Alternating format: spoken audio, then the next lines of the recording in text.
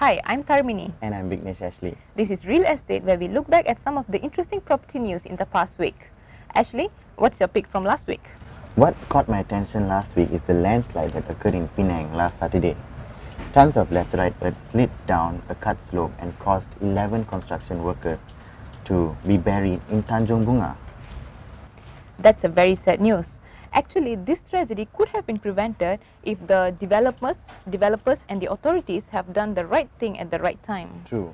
Latest news has it that all the bodies have been recovered.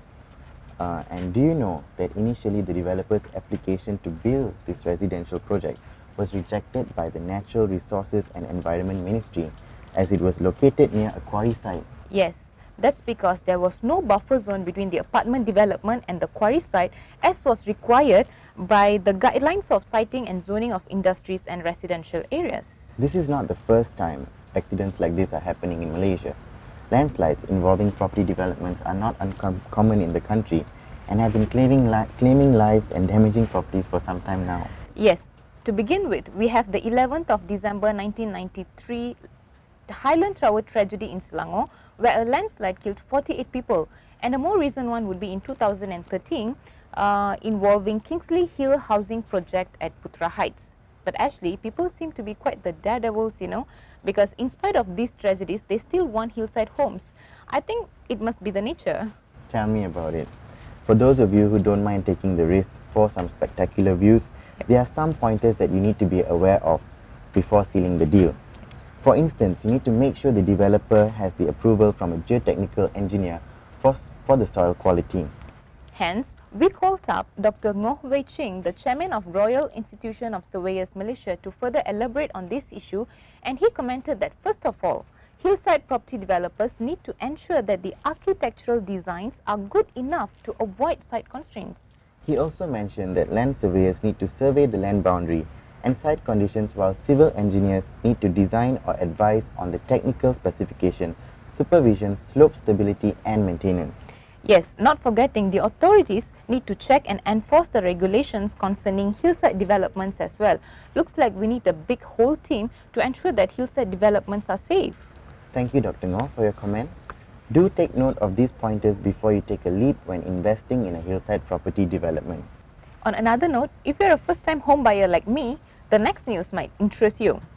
The Malaysian Institute of Professional Property Managers is proposing a progressive loan repayment scheme to make things easy for people like us, which means we would be able to increase our monthly repayments as our salary increase with time. That's great. However, there are some issues to look at if this proposal is approved. Firstly, what kind of policies would the bank come up with, and would these policies further complicate the lives of first-time home buyers like you and me? We contacted Shan, IQI Global Chief Economist, to clarify further. The banks can give a grace period of 2 months. They should not collect payment from first-time buyers for the first 2 months. And then in the third month, they can start, getting the installment payment. Number one. Number two, the other thing is, sometimes you get extra bonus during the year because of your performance, and you want to pay off your loan as early as possible. Some banks have this policy, of penalizing the depositor because, he's making or she's making an early payment. So banks should remove that early payment penalty, again, subject to banks' policy. The third, I think, the interest rate regime is changing at a very fast pace. In this part of the world, the interest rates are stable and they're going down. In advanced economies, the interest rates are going up. So, some banks have this policy that they can, change or adjust the interest rates. They can change the interest rate for those home time buyers. So I think this will give an incentive to the first time home buyers, and that they can, easily get hold of the property, and it would ease pressure on them in the first go. Thank you, Shan Saeed. So actually, tell me, if the scheme is approved and the policies are as described by Shan Saeed, would you consider buying a property? Well, being a first-time home buyer and also a youngster, regardless of whatever scheme is introduced, we would be motivated to buy a property. But after listening to what Shan Saeed said, with this scheme, you can actually you'll get more freedom when it comes to loan repayment, and as you go up the corporate ladder, you can actually, Shorten the. shorten the Okay. loan repayment period. So I'm sold. Okay, but there's a trap though. Don't you think, let's say, if you change a job and your salary is restructured, wouldn't that be a big headache? Well, it can be a problem, but for those that buy a property, it is actually one's responsibility to ensure that your salary matches with the loan repayment. And if your salary increases, that's good news. So why not? Okay, so that gives us something to ponder about over the weekend. Next, we are going to talk about everyone's problem, parking spaces, mostly the lack thereof.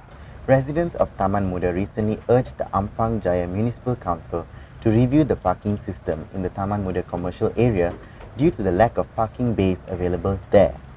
The increase in the number of motorists has resulted in traffic congestion, and this is not the only case in Taman Muda.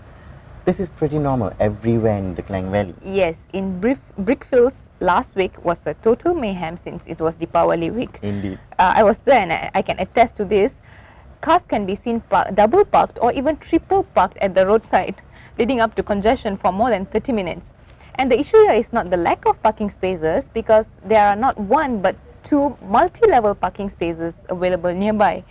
Yeah.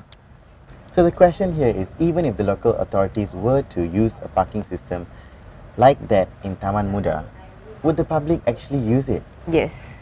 Another case of parking problems is the lack of parking spaces for strata property dwellers. Generally, only one parking slot is allocated per unit, and nowadays there are easily 2 to 3 cars in a household.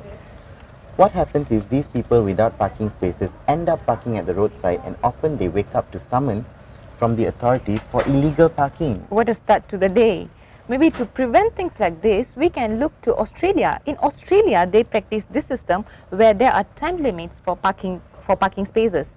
For example, half an hour, 1 hour or 3 hours, where people can park at designated parking spaces without getting summoned. Maybe we can actually implement something like that here.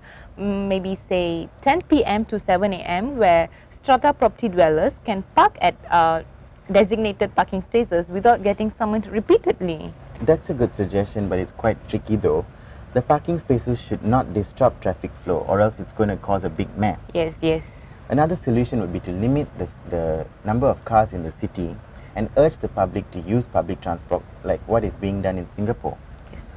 Another solution could be the usage of a certificate of entitlement, or COE, where you need to bid the legal rights to register, own and use vehicles in Singapore, and it's only valid for 10 years. Yes, let's hope effective measures like this can be taken sooner than later to ensure that parking space problems can be resolved. With that, this is the end of the reel. This episode is produced by Aisha and Pamela. Like our Facebook page to keep up with all things real. I'm Tharmini. And I'm Vignesh Ashley. See you next time.